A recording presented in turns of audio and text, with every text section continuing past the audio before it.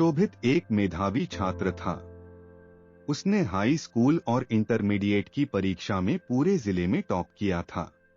पर इस सफलता के बावजूद उसके माता पिता उसे खुश नहीं थे। कारण था पढ़ाई को लेकर उसका घमंड और अपने बड़ों से तमीज से बात न करना। वह अक्सर ही लोगों से ऊंची आवाज में बात किया करता और अकारण ही उनका मजाक उड़ा देता। खैर, दिन बीतते गए और देखते देखते शोभित स्नातक भी हो गया। स्नातक होने के बाद शोभित नौकरी की खोज में निकला। प्रतियोगी परीक्षा पास करने के बावजूद उसका इंटरव्यू में चयन नहीं हो पाता था। शोभित को लगा था कि अच्छे अंक के दम पर उसे आसानी से नौकरी मिल जाएगी, पर ऐसा हो न सका। काफी प्रयास के बाद भी वो सफल ना हो सका। हर बार उसका घमंड, बात करने का तरीका इंटरव्यू लेने वाले को अखर जाता और वो उसे ना लेते। निरंतर मिल रही असफलता से शोभित हताश हो चुका था, पर अभी भी उसे समझ नहीं आ रहा था कि उसे अपना व्यवहार बदलने की आवश्यकता है। एक दिन रास्ते में शोभित की मुलाकात अपने स्कूल के प्रिय अध्यापक से हो गई। वो उन्हें बहुत मानता था और अध्यापक भी उससे बहुत स्नेह करते थे। शोभित ने अध्यापक को सारी बात बताई। चूंकि अध्यापक शोभित के व्यवहार से परिचित थे, तो उन्होंने कहा कि कल तुम मेरे घर आना, तब मैं तुम्हें इसका उपाय बताऊंगा।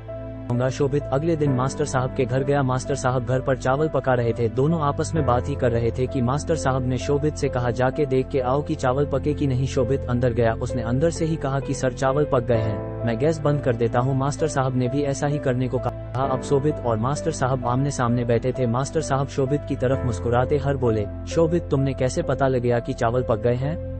शोभित बोला, ये तो बहुत आसान था। मैंने चावल का एक दाना उठाया और उसे चेक किया कि वो पका है कि नहीं। वो पक चुका था, तो मतलब चावल पक चुके हैं।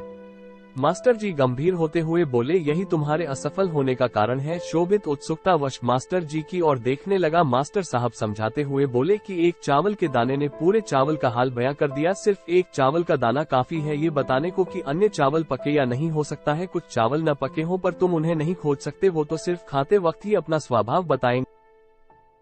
इसी प्रकार मनुष्य कई गुणों से बना होता है। पढ़ाई लिखाई में अच्छा होना उन्हीं गुणों में से एक है, पर इसके अलावा अच्छा व्यवहार, बड़ों के प्रति सम्मान, छोटों के प्रति प्रेम, सकारात्मक दृष्टिकोण, ये भी मनुष्य के आवश्यक गुण है और सिर्फ पढ़ाई लिखाई में अच्छा होना से कहीं ज्यादा जरूरी है। तुमने अपना एक गुण तो पका लिया, पर बाकियों की तरफ ध्यान ही नहीं दिया। इसीलिए जब कोई इंटरव्यूअर तुम्हारा इंटरव्यू लेता है तो तुम उसे कहीं से पके और कहीं से कच्चे लगते हो, और अधपके चावलों की तरह ही कोई इस तरह के कैंडिडेट्स भी पसंद नहीं करता। शोभित को अपनी गलती का एहसास हो चुका था। वो अब मास्टर जी के यहाँ से नई एनर्जी लेके जा रहा था। शिक्षा हमारे जीवन में भी कोई न कोई बुराई होती है, जो हो सकता है हमें खुद नजर न आती हो, पर सामने वाला बुराई तुरंत भांप लेता है। अतः हमें निरंतर यह प्रयास करना चाहिए कि हमारे गुणों से बना चावल का एक एक दाना अच्छी तरह से पका हो, ताकि कोई हमें कहीं से चखे उसे हमारे अंदर पका हुआ दाना ही मिले।